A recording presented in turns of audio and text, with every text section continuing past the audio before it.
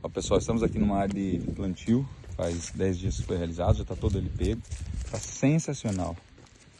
Um plantio aí que seguiu todo o protocolo à risca, correção de equilíbrio de cargas, fez a planta de cobertura, pós e pré-emergente na hora certa, fez aí o plantio com o hidroretentor seco e também o bacio dos areia batai na irrigação, que é um indutor de resistência seca, que é uma área que foi corrigido, fertilizado no subsolagem, filete contínuo, e posteriormente aí vai ser feita aí a adubação de cobertura. Olha que show!